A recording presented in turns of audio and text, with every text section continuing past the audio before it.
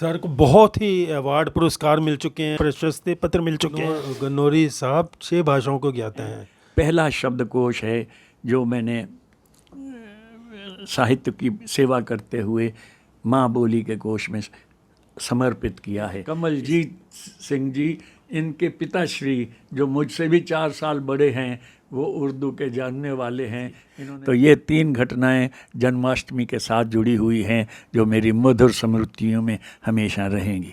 बड़ी पीड़ा के साथ याद करता हूँ। मेरी ज़िंदगी का अगर कोई एक काला दिन पूछे तो ये वही दिन है जिस दिन हाथ भी जैसे जड़ हो गया और मैं बिल्कुल मिट्टी का माधो साबित हुआ। अब मैं 85 वर्ष का होने जा रहा हूँ। मैं रिटायर्ड बेशक हूँ लेकिन टायर्ड नहीं हूँ। किसी का मेरी आवाज़ को महफूज कर लो, मेरी आवाज़ को महफूज कर लो कि मेरे बाद सन्नाटा बहुत है।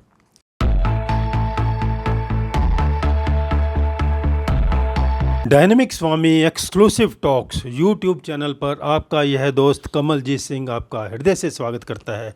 दोस्तों, आज हैं हम एक बहुत ही महान साहित्यकार राणा प्रताप गन्नौरी जी से मिलवाने जा रहे हैं। बहुत ही प्रतिष्ठित साहित्यकार हैं ये, बहुत जगह से इनको अवार्ड मिले हैं और लाइफ टाइम अचीवमेंट अवार्ड्स भी इनको मिले हैं और हमारा सौभाग्य है सर ने आज हमें समय दिया।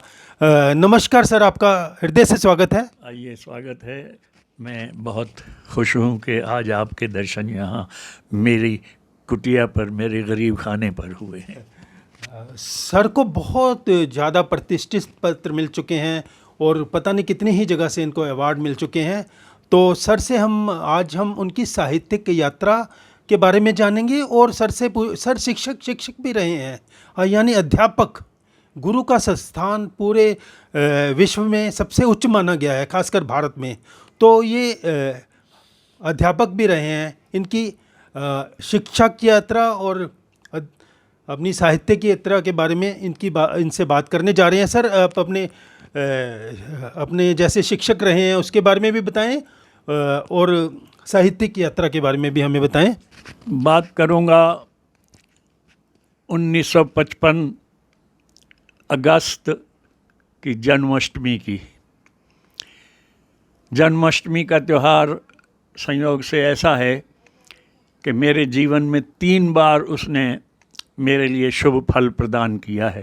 पहली बार दिल्ली की स्वतंत्र भारत मिल मोती नगर में जन्माष्टमी के महाउत्सव पर आयोजित कवि सम्मेलन से शुरू करता हूँ।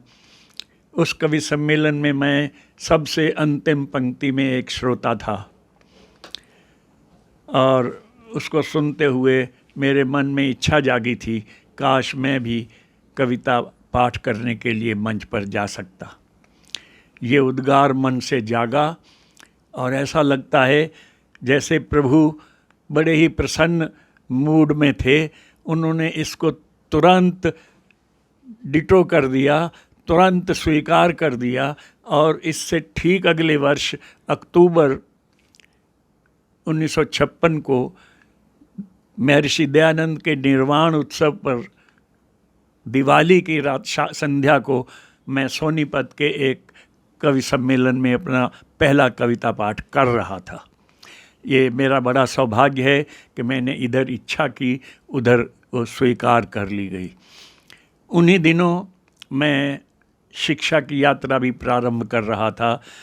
सोनीपत में जेबीटी क्लास थी, वहाँ जेबीटी का कोर्स करने के लिए मैंने एडमिशन लिया हुआ था। जेबीटी की शिक्षा प्राप्त कर रहा था और साहित्य की साधना का कलम पकड़ना शुरू कर दिया था मैंने। सर, ये जेबीटी के बारे में ज़रा बताएं। जेबीटी का पूरा शब्द बनता है जूनियर बेसिक टीचर या जूनियर बेसिक टीचिंग। तो इसके बाद जब बीए करके हम बीएड करते हैं या पहले बीए बीटी करते थे, वो होती थी बैचलर इन एजुकेशन या बैचलर इन एजुकेशन टीचिंग। तो ये डिग्रियां होती थीं जो शिक्षण के लिए मिलती थीं। तो पहला प्रशिक्षण जेबीटी का होता था। जेबीटी कर लेने के बाद हम प्राइमरी स्कूल में अध्यापक होने के अधिकारी हो जाते थे। फिर बीए बीएड करके हम मिडिल स्कूल में या हाई स्कूल में पढ़ाने के अधिकारी हो जाते हैं। और फिर उससे आगे एमए पीएचडी, एमए एमफिल ऐसी योग्यताएं प्राप्त करके, डिग्री प्राप्त करके हम कॉलेज में पढ़ाने के अधिकारी हो जाते हैं।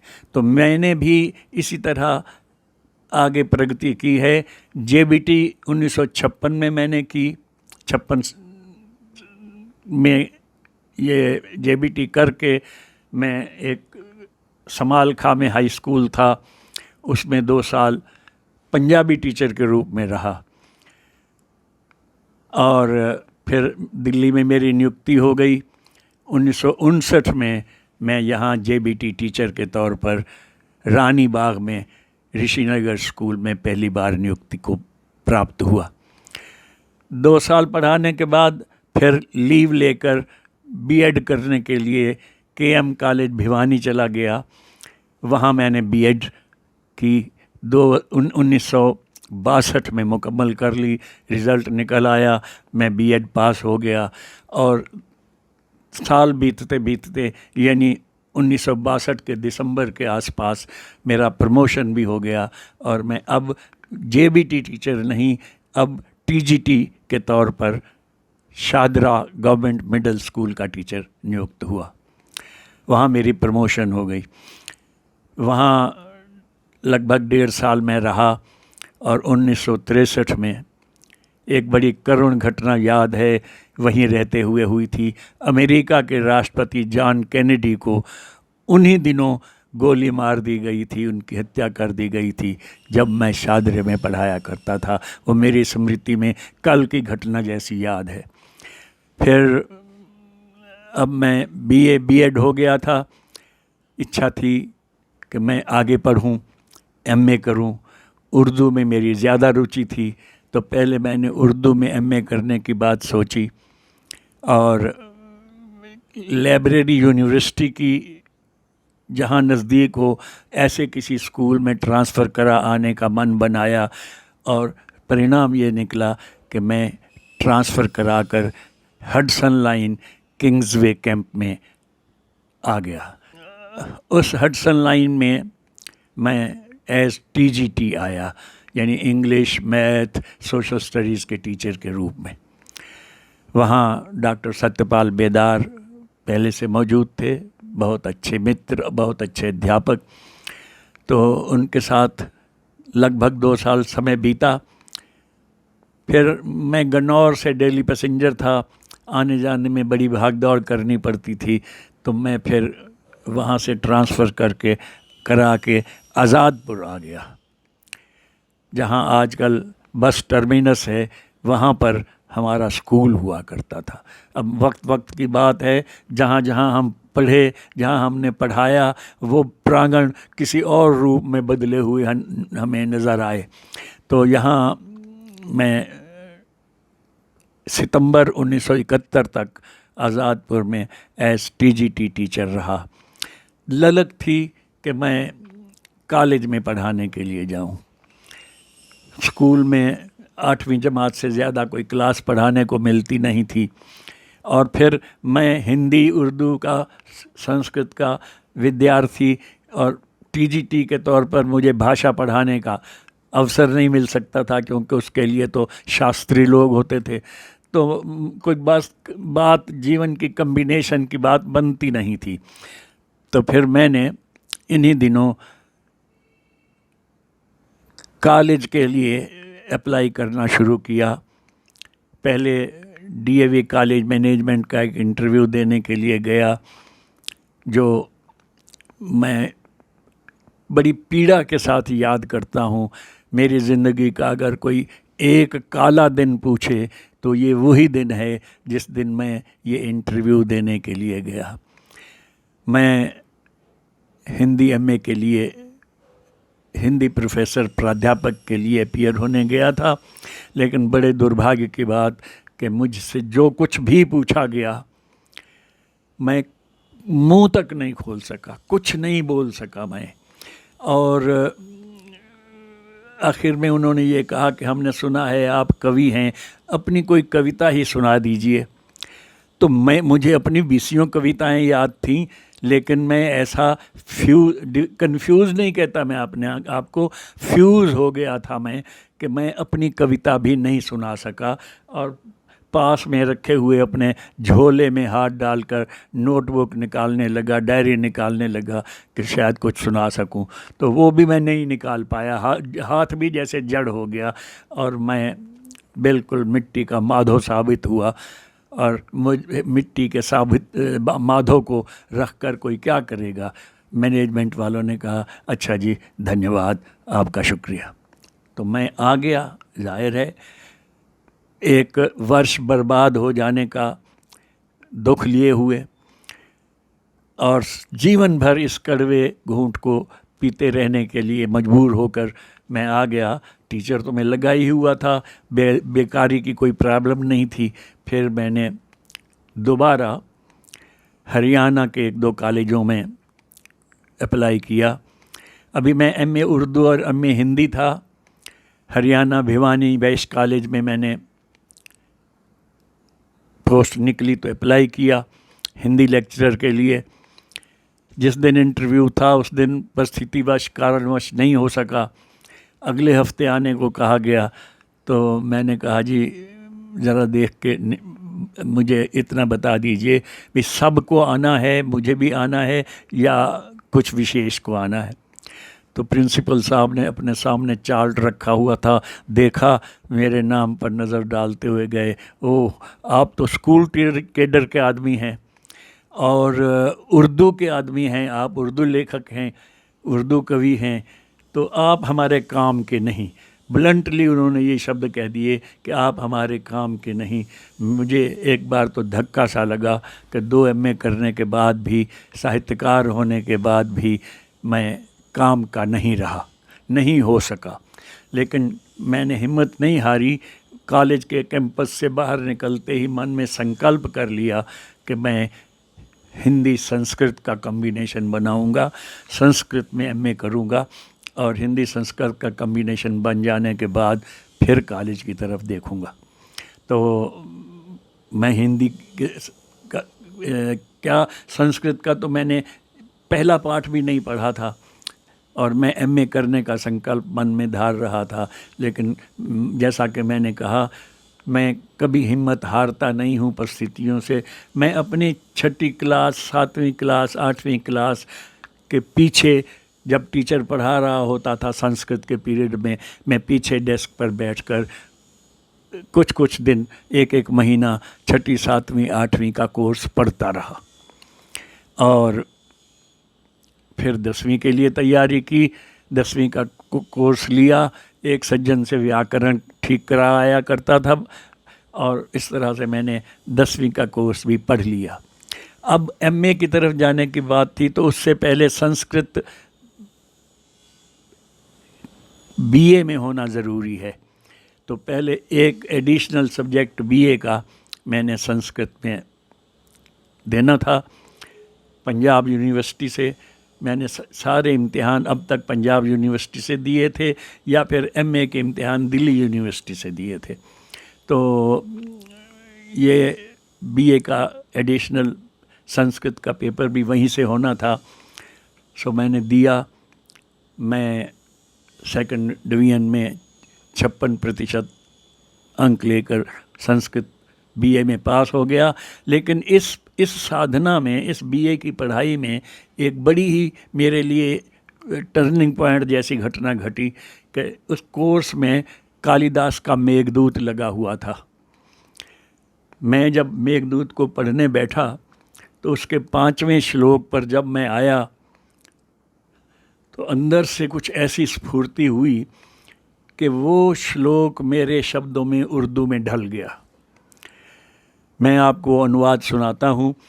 4 पंक्तियाँ हैं कि बादल कहाँ कहाँ वो मोहब्बत भरा पयाम, हर चंद आ गया था लबे यक्ष पर सवाल, सच है गमे फिराक में रहता नहीं ज़रा, इंसान को जानदार का बेजान का ख्याल।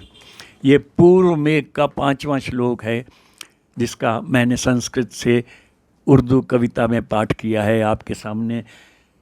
बीए पूरी करने के बाद मैंने 2 साल की साधना के बाद पूरे मेघदूत का संस्कृत से उर्दू कविता में अनुवाद किया। वो छपा, उर्दू में भी छपा, देवनागरी में भी छपा, और विद्वान जनों ने, समीक्षकों ने इसे सर्वोत्तम अनुवाद घोषित किया। ये हिंदी वर्षन है उसका, और ये उर्दू वर्षन है। ये मेघदूत मेरी उपलब्धियों में से एक विशिष्ट है। हाँ जी, एक विशिष्ट उपलब्धि है। तो फिर मैंने संस्कृत में एमए किया, और वो करने के बाद फिर मुझे कैथल में, हरियाणा का एक बड़ा कॉलेज है, वहाँ हिंदी संस्कृत दोनों विषयों के लिए प्राध्यापक के रूप में चुन लिया गया, नियुक्ति हो गई। मैं फिर यहाँ याद दिलाना चाहूँगा कि उस दिन भी जन्माष्टमी थी। कवि होने की इच्छा भी जन्माष्टमी को पैदा हुई थी, और सेवा में नियुक्ति भी जन्माष्टमी के दिन ही हुई थी। और एक घटना और आगे जाके 2011 में घटी कि बंगलौर से, मैसूर से नेशनल लैंग्वेज इंस्टीट्यूट है, वहाँ मुल्तानी के बारे में एक मीटिंग में मुझे उन्होंने बुलाया था। तो उसके लिए भी ज़िंदगी में पहली फ़्लाइट जन्माष्टमी के दिन को ही पड़ती थी। तो ये 3 घटनाएं जन्माष्टमी के साथ जुड़ी हुई हैं, जो मेरी मधुर स्मृतियों में हमेशा रहेंगी। तो अब कैथल में मैं चुन लिया गया। आज़ादपुर से त्यागपत्र देकर, स्कूलिंग से, स्कूल की एजुकेशन से त्यागपत्र देकर अब मैं कॉलेज का प्राध्यापक हो गया।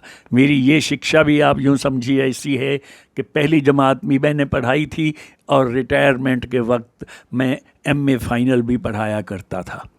तो इस तरह से इसको अगर तरक्की कहा जाता है तो मैंने निश्चय ही तरक्की की थी। जब मैं कैथल में मेरा इंटरव्यू हुआ, मेरा सारा बायोडाटा उन्होंने देखा, प्रभावित हुए, मुझसे कविताएं सुनी, सब बहुत प्रभावित हुए। अंत में कहने लगे कि भाई तुम दिल्ली में पढ़ाते हो, वहाँ तो तुम लिखते हो कि 500 रुपये तुम्हारा वेतन है। मैंने कहा जी हाँ, मैं प्राइमरी स्कूल में, मिडिल स्कूल में हूँ, 500 रुपये पाता हूँ। लेकिन कहने लगे कि हम तो भाई कुल मिला के तुम्हें 446 रुपये दे पाएंगे, हम तो 500 भी नहीं दे पाएंगे। फिर ये तो घाटे का सौदा है तुम्हारे लिए। मैंने कहा जी नहीं, मैंने सारे पहलू विचार लिए हैं, मैं पैसे की तराजू पर इसे नहीं तोलता हूँ, मैं इसे अवसर की तराजू पर तोलता हूँ। मुझे कॉलेज में पढ़ाने का अवसर मिलता है, वेतन तो बढ़ते रहेंगे, और मैं 27 साल, अपने जीवन के मूल्यवान 27 साल, 30 से लेकर 60 साल की, 33 से लेकर 60 साल की आयु तक कैथल में रहकर बड़ी शान से रहा। अच्छा अध्यापक माना गया, अच्छा नागरिक माना गया। होम्योपैथी की मुफ्त सेवाएं मैं नगर में करता रहा। आर्य समाज के वक्ता के रूप में मेरी पहचान बनी रही। तो कैथल में जो 27 साल मैंने बिताए वो मुझे हमेशा मेरे लिए यादगार रहेंगे। मैं अब प्राध्यापक के तौर पर मैं रिटायर हो गया। शिक्षक की यात्रा यहाँ समाप्त हो गई। लेकिन शायरी कौन से साल में रिटायर हुए? 1998 में। 1998 में 60 साल की आयु में, 33 साल की आयु में गया था, 60 साल की आयु में मैं 1998 में जून में रिटायर हुआ। लास्ट कौन से पद पे थे उस समय? Senior lecturer Hindi department, RKSD college Kaithal. Kaithal से ही रिटायर हुए? हाँ जी। अच्छा। तो वहाँ से शिक्षा की यात्रा तो समाप्त हो गई, लेकिन साहित्य की यात्रा बराबर जारी रही। मैं कह चुका हूँ कि अक्टूबर 1956 को मैं पहली बार मंच पर चढ़ा था कविता पाठ करने के लिए। उसके बाद मैंने प्रोज़ में भी और पोइट्री में भी, गद्य में भी और पद्य में भी, उर्दू में भी, हिंदी में भी और मुल्तानी में भी, 3 भाषाओं में कलम की साधना की। तीनों में मैंने मूल्यवान साहित्यिक वृद्धि की। हरियाणा में रहते हुए हरियाणा के शायरों का तज़किरा लिखा, मेघदूत का अनुवाद किया, आत्मकथा का पहला भाग लिखा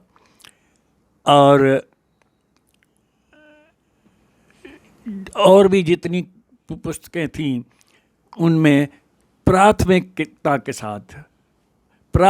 के साथ यानी वो सबसे पहले मुझे ही करने का अवसर मिला। शब्दकोश, मुल्तानी भाषा का, अपनी माँ बोली का पहला शब्दकोश जो हिंदुस्तान में, भारत में पहला शब्दकोश है, मेरी मुल्तानी माँ बोली का हिंदी में अर्थ हैं, मुल्तानी के शब्द हैं, पहला शब्दकोश है जो मैंने साहित्य की सेवा करते हुए माँ बोली के कोश में समर्पित किया है।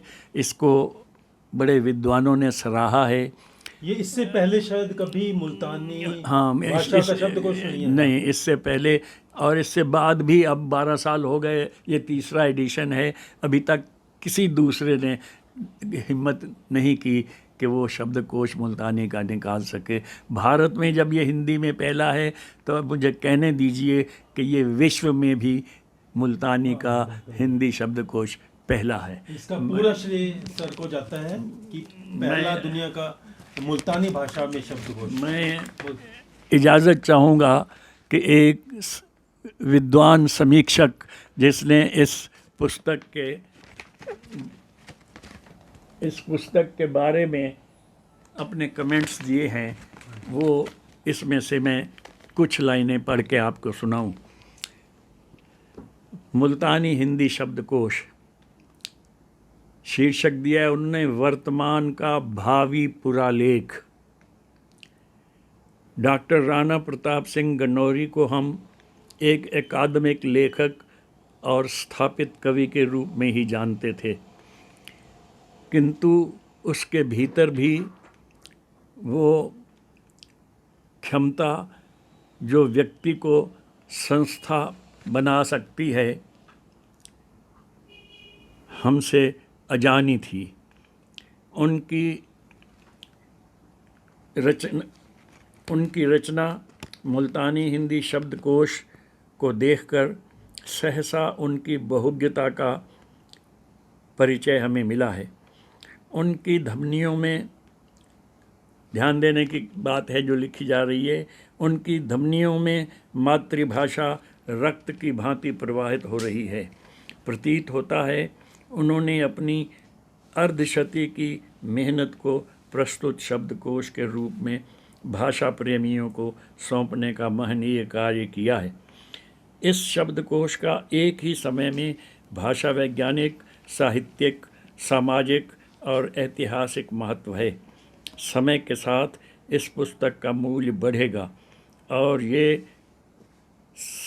वो समय दूर नहीं जब ये पुरातात्विक महत्व प्राप्त कर लेगी। तो ये एक बहुत ही महत्वपूर्ण काम मेरे प्रभु ने मुझसे करवाया है और मैं समझता हूँ मेरा साहित्यिक जीवन भी कवि के रूप में भी बड़े बड़े अच्छे कवि सम्मेलनों में मैं हरियाणा में, पंजाब में, यूपी में, हिमाचल में बड़े बड़े अच्छे कवि सम्मेलनों में जाने का मौका मिला है। रेडियो पर और टीवी पर मेरे काव्य की प्रसारणा होती है, उर्दू में भी और मुल्तानी में भी। तो एक विशेष पहचान साहित्यिक क्षेत्र में बन गई है। मैं अभी भी इतनी लंबी यात्रा, अब मैं 85 वर्ष का होने जा रहा हूँ और इतनी लंबी यात्रा करने के बाद भी साहित्य की साधना में जुटा हुआ हूँ और अपने आप को थका हुआ महसूस नहीं करता हूँ। मैं रिटायर्ड बेशक हूँ लेकिन टायर्ड नहीं हूँ और मुझे अवसर मिलता रहता है कि मैं साहित्य जगत के साथ इसी तरह जैसे कि अब मैं आपसे संबोधित हो रहा हूँ, संबोधन कर रहा हूँ, रूबरू हो रहा हूँ, इसी तरह बातचीत करते हुए अपना परिचय बनाए रखूँ। तो मुझे आज ये मेरी शिक्षा की साधना की जो उपलब्धियां हैं वो आपके सामने हैं। ये मुझे आजीवन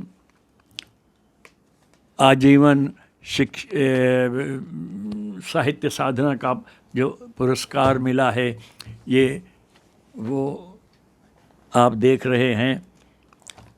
इसके अलावा भी ये इस पुस्तक के इन दोनों पृष्ठों पर प्रमाण पत्र भी हैं और सम्मान पत्र भी हैं।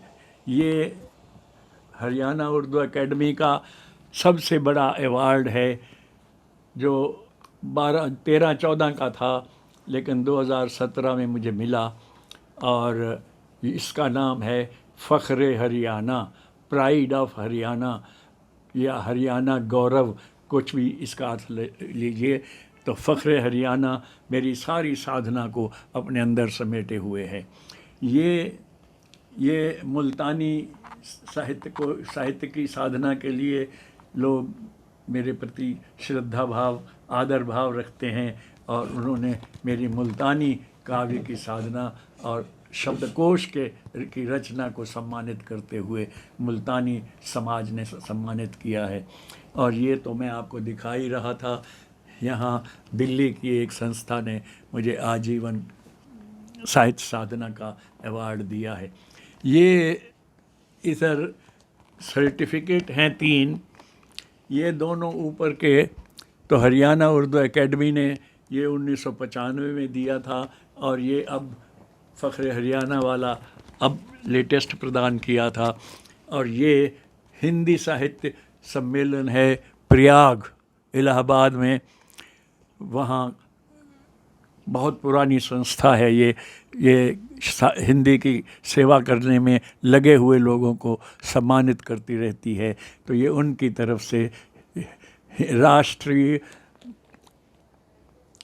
राष्ट्रभाषा रत्न के नाम से ये प्रमाण पत्र मुझे मिला है।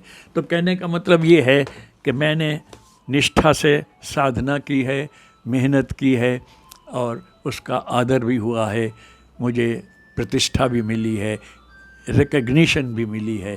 और मैं समझता हूँ ये उसी का परिणाम है कि मैं अपने घर बैठा हूँ और एक यूट्यूबर मित्र मेरे पास आए बैठे हैं कि मेरा साहित्यिक परिचय अपने कैमरे में, अपने स्पीकर में महफूज करके ले जाएं। एक शेर मुझे याद आ रहा है किसी का, मेरी आवाज़ को महफूज कर लो, मेरी आवाज़ को महफूज कर लो कि मेरे बाद सन्नाटा बहुत है। अब जैसे अब मेरी उम्र के लोगों में उर्दू जानने वालों की कमी है, हम नहीं जान सकते। मुझे खुशी हुई कि ये जो बंधु मेरे साथ आए बैठे हैं सिंह साहब, इनके पिता कमलजीत सिंह जी, इनके पिताश्री जो मुझसे भी 4 साल बड़े हैं, वो उर्दू के जानने वाले हैं। इन्होंने जब मुझे बताया कि वो रिटायर्ड टीचर हैं और 88 साल की उम्र है उनकी, तो मैंने झट कहा कि वो उर्दू जानते हैं और जब जाएं तो मुझसे मेरी उर्दू की पुस्तकें लेके जाना। तो आज उर्दू की बात हो रही है तो और कुछ बरस बीत जाएंगे तो शायद ये सौभाग्य भी ना मिले कि कोई आदमी आए और आके कहे कि मेरे पिताजी उर्दू जानते हैं। तो बहरहाल ये बहुत अच्छा लगा, इन्होंने मेरी शिक्षा और साहित्य की साधना का परिचय प्राप्त करने के लिए मेरा इम्तिहान लिया और मैं समझता हूँ मैं इस परीक्षा में भली भांति उत्तीर्ण हुआ हूँ। ये मुझे आश्वस्त करेंगे कि मैं सब प्रश्नों के उत्तर अच्छी तरह देकर मेरिट में पास हुआ हूँ। सर को बहुत ही अवार्ड पुरस्कार मिल चुके हैं, प्रशस्ति पत्र मिल चुके हैं।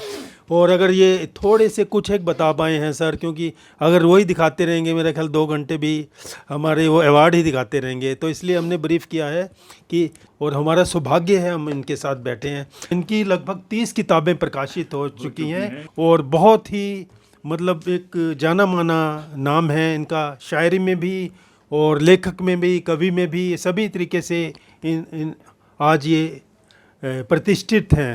ये तीनों भाषाओं में, उर्दू में भी, हिंदी में भी और मुल्तानी में भी, तीनों भाषाओं में ये मेरी रचनाएं हैं। सर आप पंजाबी में भी शायद आपने लिखा है? नहीं, पंजाबी मैंने पढ़ानी शुरू की थी। समालखे में जब रहा था तो 2 साल पंजाबी टीचर के तौर पर काम किया था, लेकिन पंजाबी में नहीं लिखा, मुल्तानी में लिखा है। मुल्तानी जो है वो पंजाब के पश्चिम पड़ोसन भाषा है। इधर पंजाबी है तो उधर मुल्तानी है, लेकिन हैं दोनों पंजाब की भाषाएं। तो मैं मुल्तानी में लिखता हूँ। और जहाँ तक भाषाओं के जानने की बात है, मैं 6 भाषाएं लिख बोल सकता हूँ।